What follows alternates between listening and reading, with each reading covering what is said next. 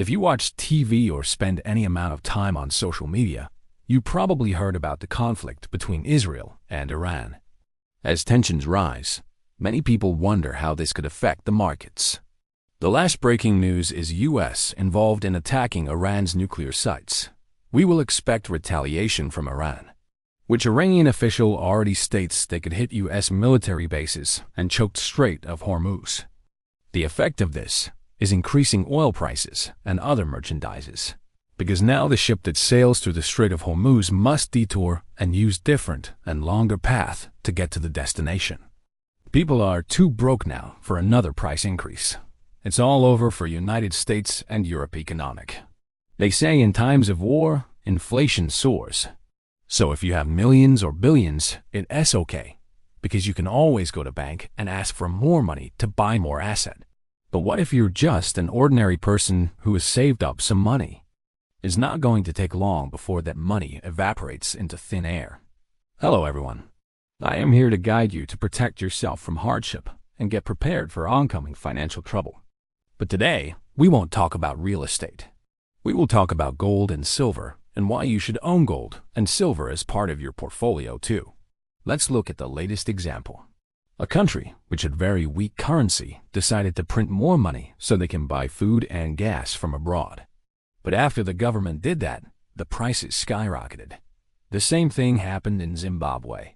In the year 2008, their currency was around $25 trillion. Today, their currency is over 1 quadrillion Zimbabwean dollars. And the worst part of it all, the dollarization of the economy took place during the Civil War. People had no idea that this is what was waiting for them around the corner. That's why it is so important to own something physical that will preserve your capital and increase its value. And one of those things is real estate. If you're looking for a way to diversify or to preserve your wealth, then look no further. You are in the right place. Consider like and subscribe to this channel. It will help to grow this channel a lot. Let's jump straight into it. The truth is that the markets fluctuate all the time. Many factors contribute to their ups and downs. Since the outbreak of the pandemic, the world economy has been struggling. First, there were lockdowns, supply chain disruptions, labor shortages, and now war. And what does it mean for investors?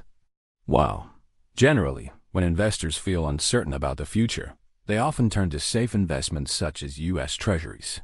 This usually drives up the demand for such investments and leads to higher prices. And when prices rise, interest rates do too. The most recent example is the UK. The Bank of England raised interest rates by 4.25 percentage points in order to control inflation.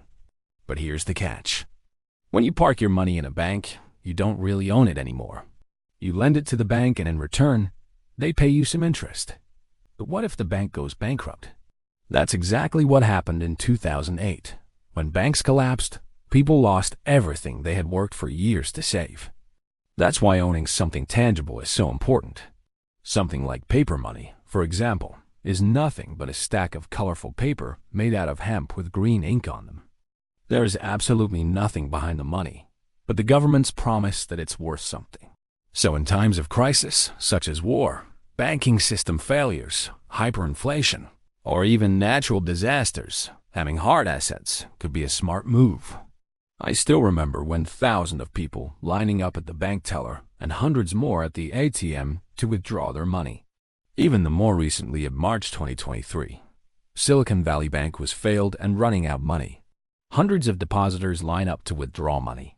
Hard assets include real estate, precious metals, artwork, classic cars, or collectibles.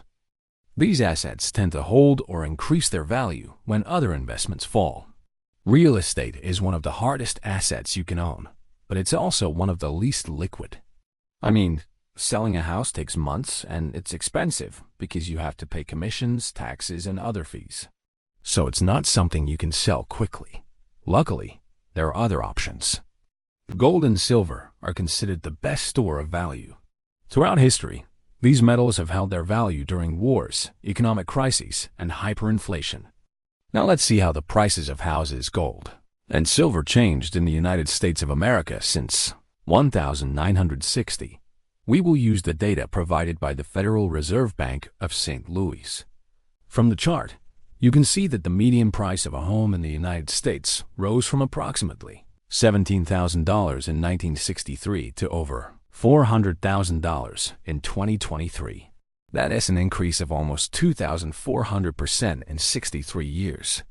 But if we compare this growth with the price of gold, then it becomes clear that the price of a house increased by around 2,500%, while the ounce of gold increased by over 8,500%. And if we compare this growth with the price of silver, then it becomes clear that the price of a house increased by around 2,500%, while the price of silver increased by over 22,000%.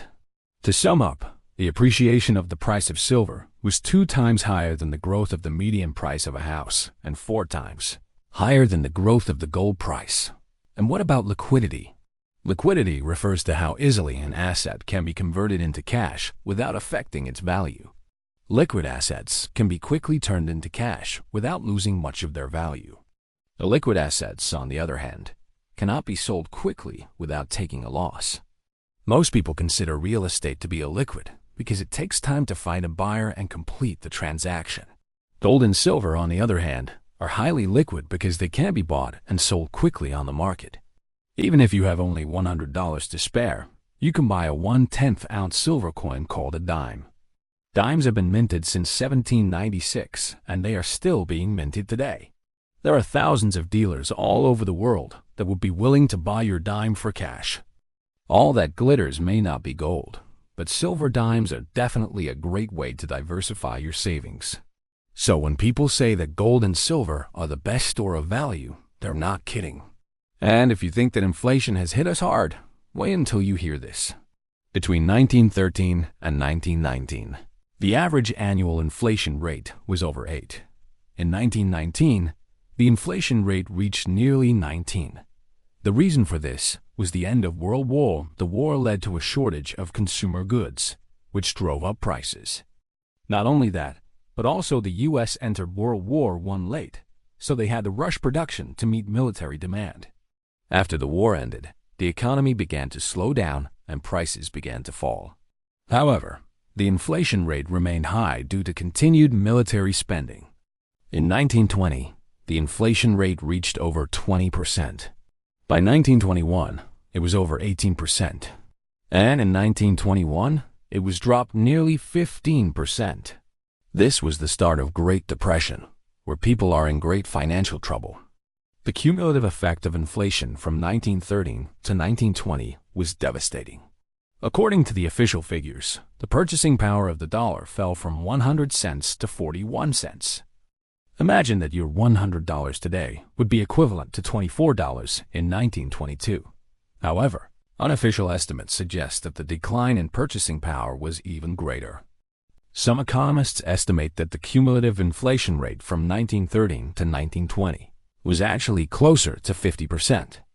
If we adjust for inflation, the average annual inflation rate from 1913 to 1920 was actually closer to 12%. It's important to remember that every era is unique and different from any other era. So we should examine the past in order to learn what might happen in the future. And what about gold?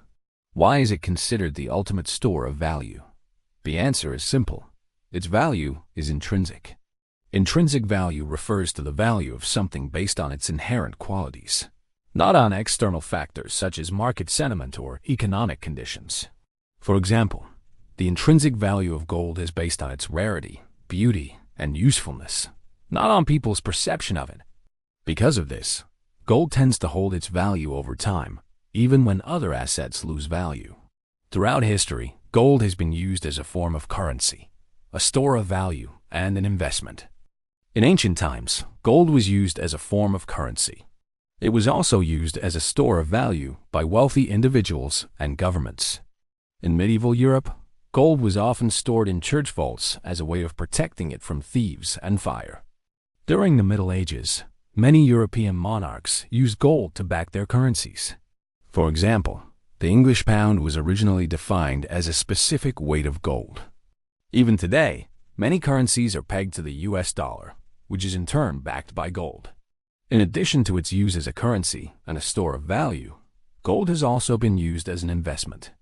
Gold prices tend to rise when inflation is high or when there is uncertainty in the markets. Because of this, many investors view gold as a safe investment. So what makes gold so special? What makes it the ultimate store of value?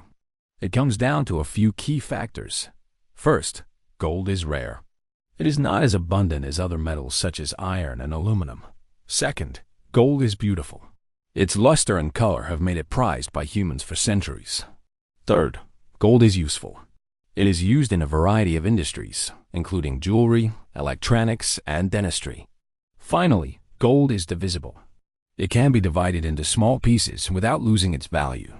All of these factors contribute to the high intrinsic value of gold. In conclusion, gold and silver are hard assets that can help you to protect your wealth. They have been used as a form of currency, a store of value, and an investment throughout history. Their value is intrinsic, meaning it is based on their inherent qualities rather than on external factors such as market sentiment or economic conditions. If you're looking for a way to diversify or to preserve your wealth, then gold and silver are a good option. Now, what I want you today is to start small and start collecting gold and silver. Gold and silver may not be a good vehicle to grow wealth, but it will definitely preserve your wealth. That's all for me for today. Thank you very much for watching. Please don't forget to subscribe to my channels and leave a like if you enjoyed this video. Take care.